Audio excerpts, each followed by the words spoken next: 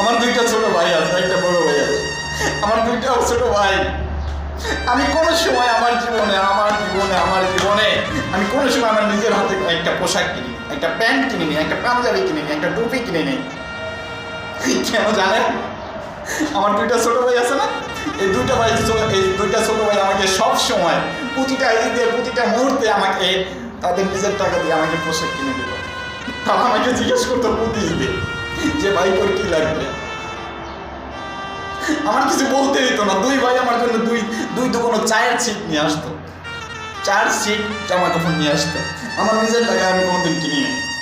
আচ্ছা, আমি প্রবাসে আমার জন্য আমি শুনেছি আমার ছোট ভাই, আমি বাড়িতে নাই কিনে আমার ছোট ভাই দুইটাও কিছু কিনে নেই। আমার ছোট ভাই দুইটা আমার কথা মনে করে কিচ্ছুই কিনে নেই, তাদের নতুন কিছু কাপড় কিনে নেই। শুধু আমি নাই বিদায়, তাদেরকে আমি অনেক মিস করি, আমার ছোট ভাই দুটাকে। আর সবচেয়ে বড় কথা হচ্ছে আমার এক বড় ভাই, সে আমার বাবার সমতুল্য।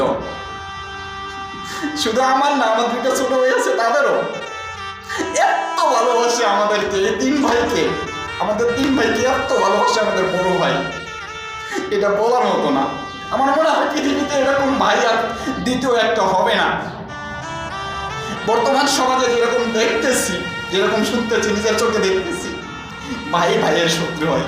কিন্তু আল্লাহ, মহান আল্লাহ তাআলা আমাদেরকে এমন একজন ফেরেশতার মতো ভাই দিয়েছে যে তার কোনো তুলনা হয় না। আমরা যদি তার তুলনা করতে যাই তাহলে আমাদের ভুল হবে, আমাদের তিন ভাইয়ের ভুল হবে। কারণ সে আমাদের জন্য এক মহান ব্যক্তি। বাবার পরে সেই ভাই আমাদেরকে সবসময় আগলে রাখছে। ধন্য আমরা তিন ভাই ধন্য ভাইয়ের কারণে, আমাদের বড় ভাইয়ের কারণে।